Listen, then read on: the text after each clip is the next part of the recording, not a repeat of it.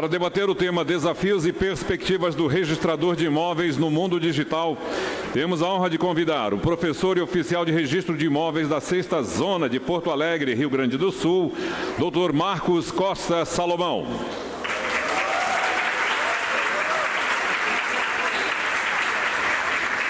Convidamos ainda a diretora social do IRIB, oficial do registro de imóveis em Mariana, Minas Gerais, doutora Ana Cristina de Souza Maia.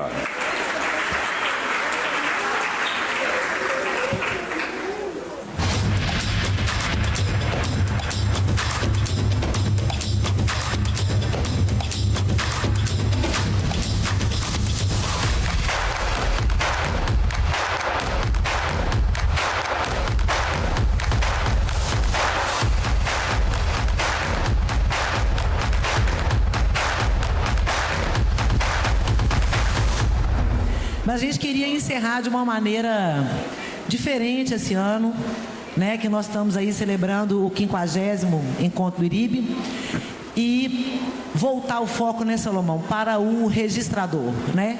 Falar um pouco da evolução do posicionamento do registrador ao longo dos 50 anos de existência do IRIB e projetar um pouco para o futuro, né? O que a gente imagina que vai vir por aí. Para isso, meu amigo Marcos Salomão, o amor das advogatas. Vocês não têm noção o que é ele chegando num congresso cheio de advogados. Vocês não têm noção. Olha, a namorada dele é Tassi. Cadê tu? Olha lá, Tassi, ó. Ela está em todas. Mas ela já está acostumada. Mas enfim. Salomão, bem-vindo. Quero te passar a palavra, por favor, para a gente começar esse bate-papo. O azul está com som. Então, boa tarde, quase boa noite, né? Obrigado a todos presentes, é uma satisfação participar do encerramento do nosso evento, 50º ano do IRIB, e é sempre um desafio a gente encerrar um evento de colegas de registradores. Fiquei feliz quando a Ana me convidou. Eu conheci a Ana numa situação muito diversa. Nós estávamos presos num aeroporto em Roraima por mais de 8 horas sem poder decolar porque a pista estava molhada, né? Já tínhamos até uma estratégia de secar a pista aquele dia. Não havia mais o que fazer. O piloto disse: eu não vou decolar enquanto a pista não secar. E nós estávamos em Roraima e aquilo ficou por 8 horas nos consumindo. E nós, de registradores de imóveis, passamos ali a nos tornarmos especialistas em decolagens em dia de chuva, né? Nós tínhamos uma tese para decolar. No final da tarde nós já estávamos amigos de todas as pessoas do aeroporto. A Ana descobriu uma prima dela, fizeram uma videochamada com os primos. Foi sensacional. Então nós nos tornamos amigos e, em razão disso, nós andamos palestrando juntos agora e por isso eu estou aqui também. Aqui tem um chiadinho, né? Eu vou mais para cá. Então, nossa temática é a evolução do posicionamento do registrador. A gente vai acelerar um pouquinho, claro. Eu não tenho o passador. Ah, aí, esse aqui. Então, a gente começa com uma ideia de que o registrador de imóveis do IRIB, aqui na década de 70, né, nasce o IRIB e ele se adapta à Lei 6015, um momento de união da classe, união num país continental. Os registradores começam a se juntar para fundar essa associação e, claro, se adaptar à novidade, a chegada do Fólio Real, né, a matrícula, sistema de transcrições. No momento que não tem internet para se comunicar, que a gente dependia de Diário da Justiça, a informação passa a ser mais rara, mas naquele momento era importante o conhecimento. Então surge a ideia da Lei 6015 e os desafios institucionais. Há uma ideia de estatização de novo dos cartórios, há uma resistência da classe e a reprivatização. Década de 70, bastante tumultuada, e nós temos aqui um registrador tradicionalista, né? Aquele com foco na aplicação da lei, um trabalho manual. Para os mais jovens que não sabem o que é aquele aparelho verde ali, é uma máquina de escrever, né? Todo mundo conhece, mas tem gente que não sabe, né? Então era uma época diferente do registrador tradicionalista. Na década de 90, ali a Constituição vem em 88, surge todo um marco regulatório com a 8935. E logo em seguida vem novos instrumentos, como alienação fiduciária e a questão da sua execução extrajudicial. O registrador ali passando por um momento de profissionalização, né? A gente pode dizer que ele era um registrador mais profissional. Agora a gente tem a ideia do profissional do direito, dotado de fé pública, na Lei 8935, com suas responsabilidades, atuação como um delegatário aqui. Finalmente, em 2000, começa a surgir a era digital do registrador, né? Uma era nova, os primeiros passos da digitalização, o ofício eletrônico, a certidão digital, um momento ímpar na carreira de todo mundo, né? De 2000 a 2010, então a gente considera que é um registrador tecnológico, né? Ele se adapta às tecnologias, um pioneirismo com serviços eletrônicos e até mesmo uma integração de sistemas, né? Veja como o registrador vai se organizando e se posicionando no sentido de fortalecer a sua ideia de classe, fortalecer o serviço prestado, até em razão dos ataques que sempre surgiram contra a nossa classe. E por muito se falou, eu sou registrador desde 1997 no interior do Rio Grande do Sul, agora que estou na capital, mas sempre ouvi dizer, os cartórios vão passar para a prefeitura, os cartórios vão desaparecer. Então o registrador sempre tentando se atualizar, né? Aqui um registrador tecnológico. Em 2010 surge então a ideia de uma integração nacional e transparência, a expansão da digitalização. Surge também a 13465 e suas gratuidades, e muita chiadeira com as gratuidades, né, nessa época. Uma ideia mais social, de regularização fundiária. E aí sim nós temos então um registrador mais social. Aqui começam grandes debates sociais em relação à inclusão social, né? Lembramos bem como foi bastante discutido isso. Em 2020... a era da hiperconectividade, operador nacional, LGPD, digitalização total, estamos hiperconectados agora, um momento da nossa carreira ímpar de novo, que todos estão unidos para dar o melhor e para crescer muito, né? Salomão, na era da hiperconectividade, está todo mundo conectado nos seus respectivos celulares. Todo mundo também conectado no celular, né? Todo mundo conectado no celular, vendo a palestra do outro lado. E aí nós temos, claro, o operador de sistemas nacional, o especialista em proteção de dados, né? E até mesmo os usuários de inteligência artificial, que hoje nós estamos trazendo para a classe, né? O pessoal da UNR trabalhando muito forte nisso. Já vimos o judiciário com inteligência artificial, nós também precisamos ter dentro das nossas serventias alguma coisa nesse sentido. Então aqui uma evolução profissional, o registrador tradicional, o profissional, o tecnológico, social e o integrado.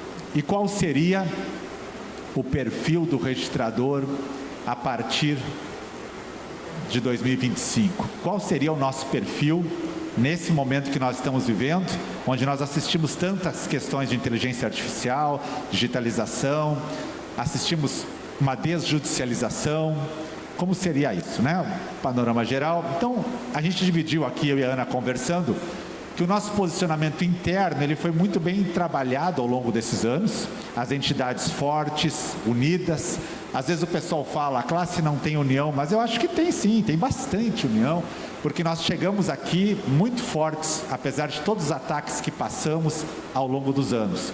Um trabalho político-legislativo, integração e colaboração com o Poder Judiciário, produção acadêmica relevante, livros, artigos, doutrinas, e somos citados em diversas jurisprudências administrativas. Então a gente não pode negar que o trabalho desses 50 anos para fortalecer a classe foi forte, e nós tivemos um posicionamento muito aguerrido para não deixar o registro de imóveis ser tão atacado como eles queriam que fosse. Mas e o posicionamento externo? Como os outros nos olham e como nós queremos que os outros nos enxerguem. Afinal, somos cerca de 3.600 e poucos registradores num país de 200 milhões de habitantes. Somos um grupo pequeno. Como a gente se posiciona para os grupos para fora? E aí que nós vamos trabalhar isso agora, eu e a Ana, no sentido de quem que nós devemos nos importar. Quem que a gente quer que nos enxergue no nosso novo posicionamento, né? Não é só a nossa entidade se fortalecendo, que é muito importante, mas também nós temos olhares para fora, né? Com quem nós devemos nos importar, quem são as pessoas que estão de olho no registrador. E será que além das pessoas como público final, teria mais alguém? E tem sim, porque tem diversos intermediários, como os próprios advogados que chegam até o nosso serviço. São pessoas que também nos olham, nos observam e têm uma imagem construída sobre o registrador. Estão eles nos olhando além das pessoas do público final. Então a gente dividiu em 3 pilares de posicionamento: um interno como classe, muito fortalecido e que vai ficar cada vez mais, a gente percebe isso, basta ver o número de provimentos a nosso favor no sentido da extrajudicialização.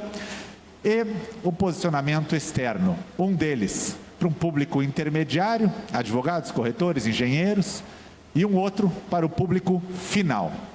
Como nós queremos ser enxergados por esses profissionais para os próximos anos?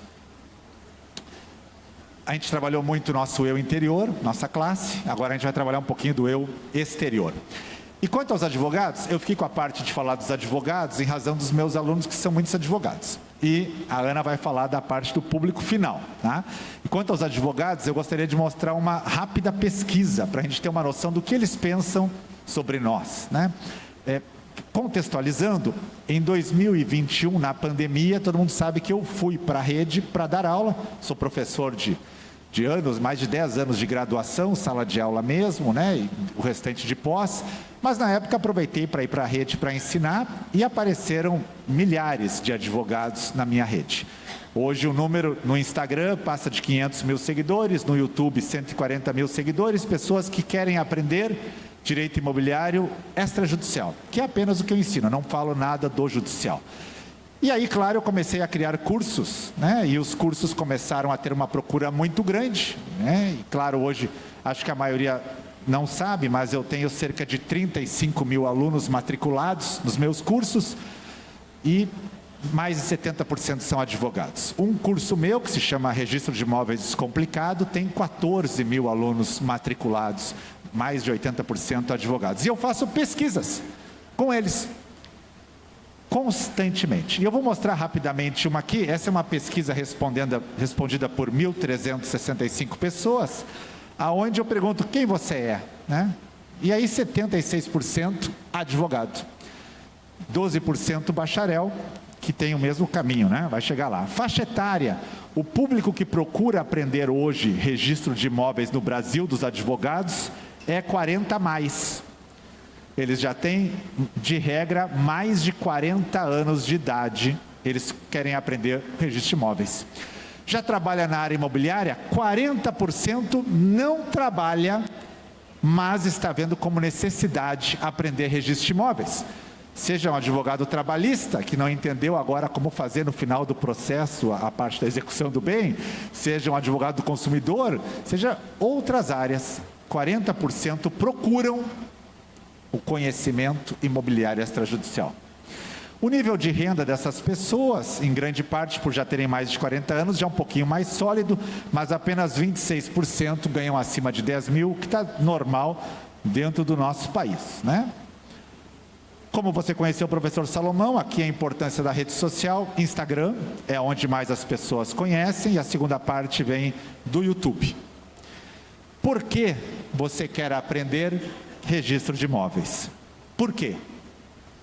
Por que 14 mil alunos se matriculam num curso de registro de imóveis? Advogados, né? Por quê? Estou em busca de uma nova área, 47% dos advogados. 47,9% já trabalho, quero me aperfeiçoar. 47,3% estou em busca de uma nova área. Interessante, né? Eu trabalho pouco com concurseiro, ainda bem, né? Eu dei muita aula para concurso, eu tive a oportunidade de substituir o professor Ivan duas vezes na minha vida, eu sempre falo, né? Uma delas foi na Unisc, depois que ele parou de dar aula de parcelamento de solo urbano, eu fui contratado, e no CERS, né? E no CERS eu peguei muito concurseiro. Mas eu optei por ensinar advogados, né? E acho que é mais legal pelo número de pessoas. Concurseiro tem 18 mil, advogado tem 1.300.000, né? Então, melhor, né? Qual área do direito que você atua hoje? Perguntando para os advogados. 64% são do direito civil. Muitas pessoas de direito de família e sucessões, mas eles querem agora aprender registro de imóveis. 64% de direito civil. Quanto de experiência você tem trabalhando no direito? 50% estão acima de 10 anos. Nós temos um público 40 a mais, que há mais de 10 anos trabalha no direito e que agora quer aprender registro de imóveis para melhorar uma nova área ou se aperfeiçoar. Esse é o público do advogado. E no direito imobiliário extrajudicial, você trabalha há muito tempo, 33% trabalham entre 1 ano, 1 mês e 3 meses. Acima de 3 anos, apenas 24%. Ou seja, a todo instante, novos advogados estão procurando a nossa área. Não para concurso, para trabalhar. E a gente vai ver daqui a pouquinho a dor deles. Hoje você, a maioria, tem um escritório próprio, em casa. Ou seja, eles são também pessoas online, né? Trabalham online. 51% está em casa desse público que quer aprender registro de imóveis. Trabalham de casa. Sobre as suas dificuldades, eu vou ler porque está um pouquinho pequeno, né? Vai dizer assim, quais eram suas dificuldades no direito imobiliário extrajudicial? 1, desconhecimento da matéria. 2, meu medo é prejudicar o cliente. Essa é muito forte. Quando eles pegam qualquer causa que envolve o cartório, eles têm medo de errar e prejudicar o cliente. Por isso, hoje, eles procuram esse conhecimento. Não conseguiram lograr êxito nas causas, os cartórios excluem os advogados. Esse é esse aqui, ó. Os cartórios excluem os advogados. Uma imagem passada para algumas pessoas. Agrupamento de conteúdo, é muita coisa para estudar. E o que era impossível, achei que era impossível regularizar imóveis em cartório. Falta de conhecimento, insegurança, medo de errar, é com certeza, gente, o maior medo do advogado hoje, tá? Falta de conhecimento e medo de errar na sua função. Insegurança e o desconhecimento dos procedimentos. Então, quando a gente fala de posicionamento, a gente tem que pensar assim, como que a gente quer daqui para frente ser visto pelos advogados, né? Afinal, né, os advogados são 1.300.000. Eu tenho 14 mil alunos num curso, 35 mil, mas mais de 70 são advogados. E vou mostrar um case para vocês sobre essas inovações. Se eu tenho 1.300.000 advogados, eu tenho um público que circula por todos os cartórios do Brasil, em grande massa por todas as cidades, com falta de conhecimento extrajudicial, querendo pegar uma nova área, querendo melhorar de vida na sua advocacia, com um poder judiciário super saturado de processos, porque nós fomos ensinados a judicializar. Basta ver a grade curricular, tem processo civil 1, 2, 3 e 4. O retorno, né? Nunca acaba. Mas não tem extrajudicial, né? A minha faculdade foi uma das primeiras lá no interior que tinha a disciplina de extrajudicial obrigatória. No ano de 2012, nós criamos lá na FEMA, em Santa Rosa. Então, existe uma necessidade, existe uma dificuldade, e a gente precisaria se posicionar mais em relação a esse público, como forma de criação de autoridade e a nossa imagem. Um posicionamento interno, que eu falei, a nossa classe, crescendo forte e unida, olhando para dentro e forte. Segundo posicionamento, os intermediários do nosso serviço, os advogados, que estão todo dia tentando regularizar a vida de algum cliente com seu imóvel. Eu criei esse ano uma novidade, e a pergunta é, seria possível ajudar advogados além dos cursos e livros, né? E eu criei esse ano uma inteligência artificial para advogados. Eu já tenho 1.700 advogados usando ela, é paga, claro, né? E o líder dela é Napoleão, está ali na esquerda ele, né? Grande Napoleão. E eu alimentei ele com todos os meus materiais de concurso público, né? Com várias pastas. É muito interessante criar uma inteligência artificial que você cria onde ela vai passar o olho e voltar com a resposta. E cada pasta tem um comando e ele tem um comando. Os comandos se cruzam para ele responder ao aluno, né? Alguém aqui conhece Napoleão? Aqui. Quem tem Napoleão aqui? Tem. Vocês não deviam ter, são colegas, não deviam ter, né? Tem vários colegas que compram hoje Napoleão para ter no cartório, né? Para os alunos, para os funcionários mais novos aprenderem, né? Mas Napoleão é feito para advogado. Tá? E hoje tem 1.700 advogados, faz 30 dias que eu lancei Napoleão. O terceiro, aqui são agentes, né? Esse terceiro agente aqui, ó, esse aqui, o nome dele é interpretador de notas devolutivas. O advogado pega a nota devolutiva, sobe, ele lê a nota, às vezes ele te pede até a matrícula, lê a matrícula e te dá uma solução dentro dos princípios registrais. E está funcionando. Funcionando muito bem, né? Então eu tenho aqui a doutora Bonafide, claro, que é uma advogada especialista em família e sucessões. Bonafide de Boff é o nome da minha cachorra. Tenho o doutor Ruralista, que é só imóveis rurais, né? Tenho lá o analista de compra e venda, Napoleão, e o escriba, que redige contratos também. E isso tem sido uma boa para os advogados, e tem ajudado eles no cartório. E a gente pode perguntar, mas será que funciona? E olha que interessante, esse advogado mandou para nós uma mensagem aqui na esquerda, ó. Passando para dar um feedback sobre a solicitação que fiz no segundo ofício do Registro de Imóveis de Florianópolis.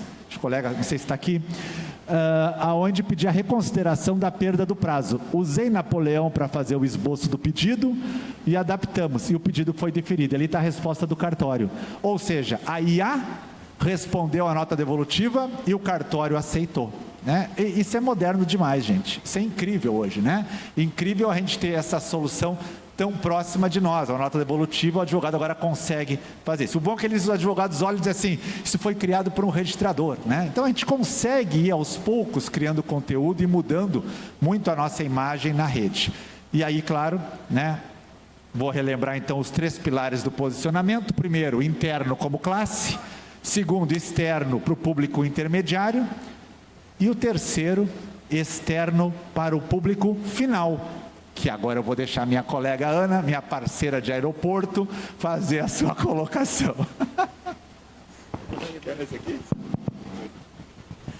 Ai, ai. A primeira vez quando a gente se conheceu antes, na verdade, do aeroporto, foi no evento lá do Solo Seguro, lá em Boa Vista. E aí o Salomão entrou. A plateia estava cheia de advogados e colaboradores dos cartórios. Aí o povo fez assim, uau, uhul, lindo, maravilhoso, nananã. E eu falava depois dele, né? Aí eu fiquei lá assim, quietinha, né? Aí ele falou, aí ele desce do palco, aí todo mundo quer tirar foto com ele, pede autógrafo, as mulheres passam mal. Ai, professor, eu vi, estou muito emocionada. Aí eu lá esperando, né? Aí chama eu, né? Ana Cristina Balará. Aí subi. Minha palestra era sobre regularização fundiária, por óbvio. Aí eu falei assim, bom, na vida, a gente sempre pode ver o copo meio cheio ou meio vazio. Se eu fosse ver o copo meio vazio, eu ia falar assim, me lasquei, né? Como é que eu falo depois desse homem, com esse fã-clube, né? Mas eu escolhi ver o copo meio cheio. Então eu falei assim, ainda que ninguém dê bola para mim, o mínimo eu vou ganhar um monte de seguidor no Instagram. Ganhei, de fato eu ganhei. Aí depois disso veio o aeroporto, né, enfim. E a minha prima, essa prima que eu conheci no aeroporto, eu não conhecia, ela é tipo prima de 5º grau do parente do meu pai lá do Ceará, e me escutou contando uma história para Salomão. Inês está aí ainda, Inês? Ah lá, Inês é testemunha, ela estava com a gente no aeroporto. E eu contando o caso para a juíza corregedora da Inês, que é cearense, doutora Rafaela, não esqueço disso, estava grávida. E a gente ficou horas no aeroporto, a gente tinha que contar caso, né? Aí estou lá contando o caso, e o caso tem a ver com uma tia-avó minha que foi sequestrada por Lampião. E eu estou lá contando o caso da tia-avó, que foi sequestrada, e que meu bisavô foi resgatar no ataque a Mossoró, não sei o que lá, nananã. E essa moça, né, seu irmão? Ela estava sentada umas 3 cadeiras para trás. Dali a pouco nós estamos vendo a moça. A moça estava do nosso lado. O Salomão vira para ela e fala com ela assim, e você, minha amiga? Também teve um parente sequestrado por Lampião? Aí a moça, tudo doido, já tinha doido no aeroporto. Aí a moça vira para ele e fala assim, pior é que eu tenho a mesma dela. Aí ele, o quê? Você é parente dela? Aí eu, como assim, minha filha? Você é filha de quem? Famosa pergunta do mineiro, né? E era filha mesmo do tio do meu pai, cara, que morava lá em Pau dos Ferros, no interior do Rio Grande do Norte. E eu tinha conhecido o pai dela nessa história que eu estava contando. Enfim, a moça era minha prima, virou minha amiga, foi com a gente para casa da Inês, que nos socorreu lá na história do voo que nunca saía. Queria participar da galera que ia juntar o rodo para empurrar a água na pista do aeroporto. Enfim, virou minha amiga. Fizemos uma ligação de vídeo para o pai dela. E desde então, eu e Salomão viramos amigos. Porque umas histórias dessas só acontecem para o sujeito virar seu amigo. Mas voltando para a palestra, né, Salomão?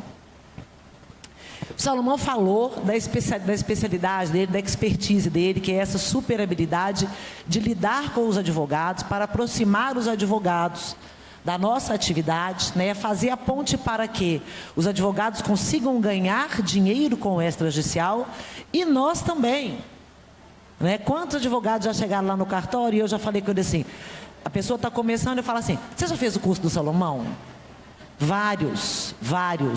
Porque é o advogado que já vai chegar lá no cartório, assim, 4 passos na frente do outro que não começou, né? A gente no interior, provavelmente na capital, essa questão seja mais diluída. Você talvez esteja vendo isso agora lá em Porto Alegre. Você tem muitos advogados especializados. Mas no interior, o advogado, via de regra, ele é generalista, né? Ele solta o cara que foi preso na prisão alimentícia, né? Ele faz o inventário, ele solta o cara da cadeia, ele faz tudo, né? Previdenciário. E quando ele chega, né? Já instruído, né? Por um curso como o do Salomão, ele me dá muito menos trabalho, né, para a nota devolutiva. Nota devolutiva, na lei Takeda, né, que nós aprendemos aqui hoje, é um negócio que dá trabalho, não dá dinheiro, né? Então, é um dos princípios da lei Takeda, é esse. Não gosto de fazer nota devolutiva, eu gosto de registrar. E aí, esse intermediário que dialoga muito bem com o Salomão, é muito importante para a gente. Mas todos nós, os registradores e os intermediários, trabalhamos para as pessoas, trabalhamos para a sociedade. E se nós estamos falando de registros de imóveis, nós estamos falando que nós trabalhamos para que essas pessoas consigam ter acesso ao sistema formal da propriedade, que é o nosso trabalho, é o nosso ambiente de trabalho. Ontem, na palestra do Dr. André, que é um procurador federal, não sei se você estava aqui, Salomão, ele falou muito da importância do sistema formal da propriedade, quando ele falou de análise econômica do direito, né? E ele falou uma coisa que eu considerei extremamente interessante, que ele falou sobre o modelo brasileiro, que é um modelo de sistema formal da propriedade estatal. Só que ele é um sistema formal da propriedade estatal exercido por delegatários. Ele não é exercido pelos funcionários públicos, né? Eu fiz o CADRE, Dom Fernando, em 2022. E conheci vários colegas da América do Sul, registradores de imóveis, todos funcionários públicos, né? O Caleb também já fez, né, o CADRE. E a gente vê, o nosso modelo é muito mais próximo do modelo espanhol, onde eles não são funcionários públicos. E a gente vê que existe uma diferença, de fato, no nosso modelo, né? Que, a meu ver, é uma diferença extremamente benéfica. Eu acho curioso, esses dias teve um candidato a prefeito lá em Belo Horizonte que perdeu, que foi para o Instagram para falar mal de cartório. Eu sou contra cartório, que cartório não deveria existir, lá. Ok, parte da patuleia gosta dessa história. Ok, vamos tirar os cartórios. Nós vamos colocar o que no lugar? Ah, vamos colocar o município.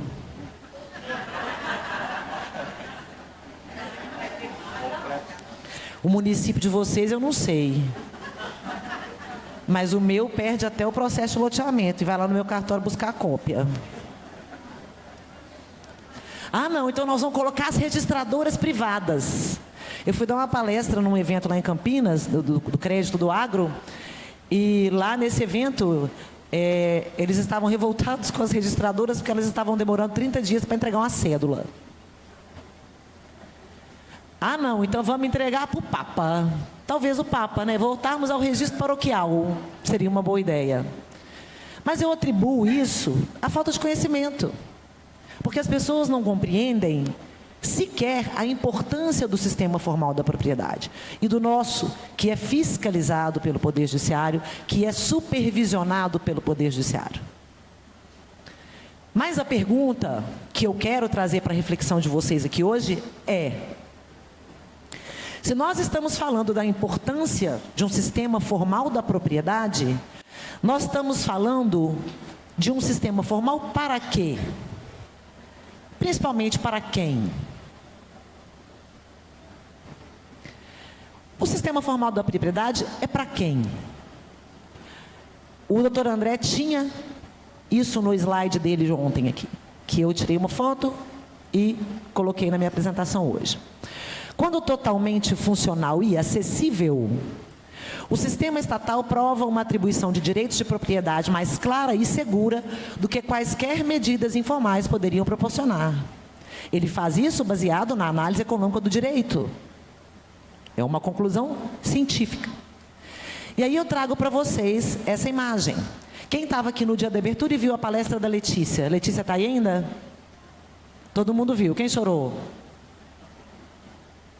Pois essa aí é São Gabriel da Cachoeira, a cidade da Letícia, né? Cabeça do cachorro. A Letícia tem 52 mil habitantes e ela tem 2 mil matrículas. Eu tenho 60 mil habitantes e tenho 20 mil matrículas. Para quem é o sistema formal da propriedade? É para todo mundo? Vocês sabem, todos sabem, que eu trabalho com regularização fundiária.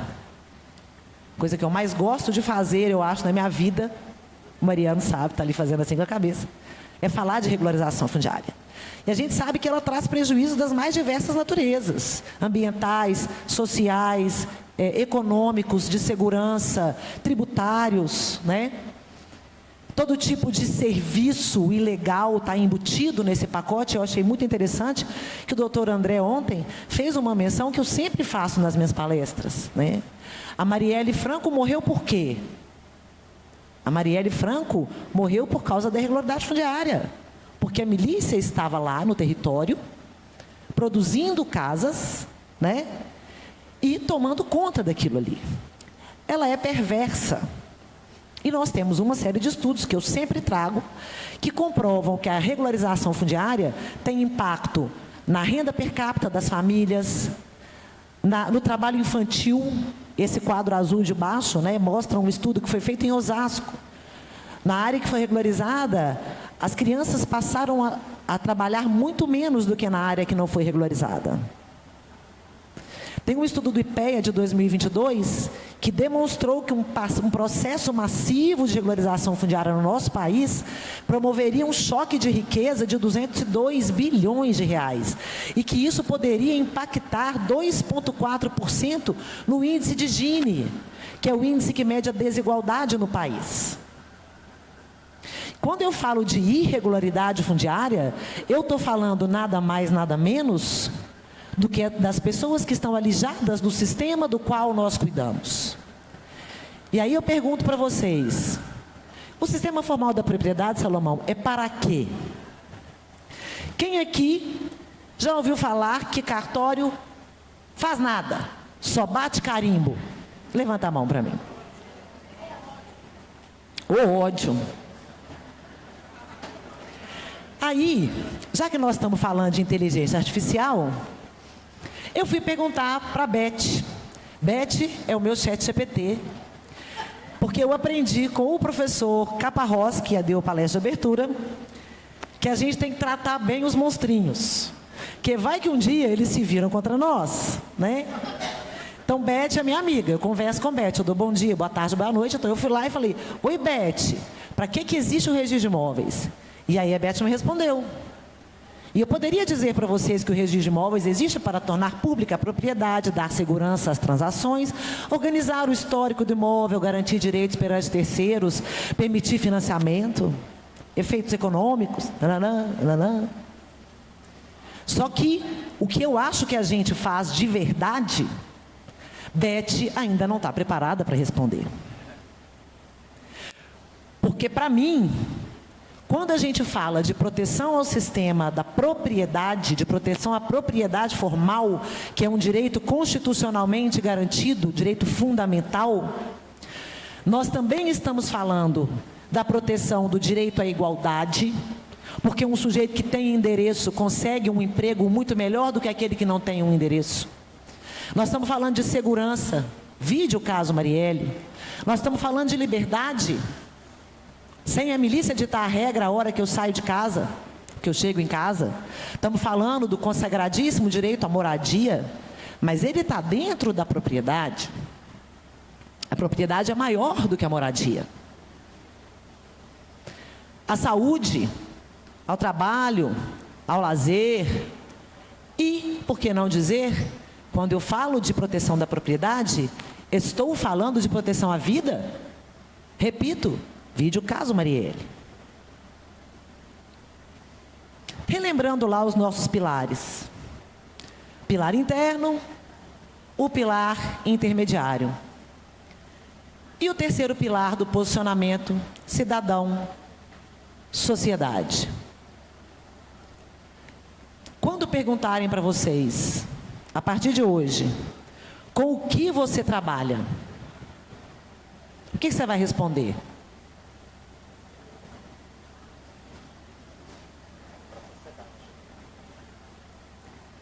Com o que você trabalha? Alguém chuta? Você, registrador de imóveis, você, colaborador dos cartórios de registro de imóveis, você que está na corregedoria nos fiscalizando, nos orientando e nos ajudando. Vocês todos trabalham com direitos fundamentais. É com isso que vocês trabalham. Porque quando vocês fazem os registros, quando vocês fazem nascer imóveis das suas mãos, você já parou para pensar que só nós podemos criar um imóvel dentro do sistema formal da propriedade? Quando nós fazemos isso, nós estamos dando proteção ao cidadão. Portanto, nós não estamos carimbando nada nem ninguém. Nós estamos defendendo os direitos humanos. E aqui eu devolvo para o meu amigo Salomão. Show, hein? Sensacional. Essa é a visão que nós temos. Essa é a visão que nós temos como posicionamento. A gente tem que continuar fortalecendo a ideia de classe, mas é também importante que chegue aos olhos do Brasil, da sociedade, que nós, 3.600 e poucos profissionais, estamos sim defendendo direitos fundamentais, trabalhando com direitos fundamentais, colaborando com o crescimento de outras carreiras, como é o caso dos advogados e outros profissionais também, porque nós não somos apenas aquele que entrega um papel, né? Tem mais, muito mais do que isso por trás de um documento que nós colocamos a nossa chancela.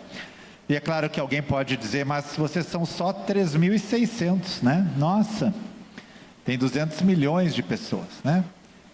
Que diferença vai fazer você ajudar um ou outro lá no balcão do seu cartório, né? E eu trago para finalizar uma historinha que eu acho linda. Eu pedi para fazer essa imagem aqui com inteligência artificial, mas ficou ótima, né? E certa vez um menino caminhava pela beira da praia e ele olhava que a beira da praia estava cheia de conchas, estrelas do mar, caramujos, tudo que o mar jogou para fora. E ele vinha caminhando e olhando aquelas estrelas do mar, belíssimas, todo aquele material, e olhou de longe. Ele viu um homem, muito longe, que parecia que estava dançando, fazendo gestos. E ele foi se aproximando, e quando chegou perto daquele homem estava jogando para dentro de mar, para o mar de volta, as estrelas do mar. Ele jogava as estrelas do mar. Aí o garoto perguntou, por que você está fazendo isso? Ele disse, não, é que o sol está muito forte e as estrelas vão morrer, porque elas têm que ficar no mar. E o garoto disse, mas tem muita estrela do mar, é a beira do mar inteira, não tem como você salvar todas. Ele pegou uma estrela e disse assim, para essa aqui, ó, eu fiz a diferença. O posicionamento do registrador de imóveis de 2025 para nós é aquele que faz a diferença para a sociedade brasileira. Muito obrigado. Arrasou!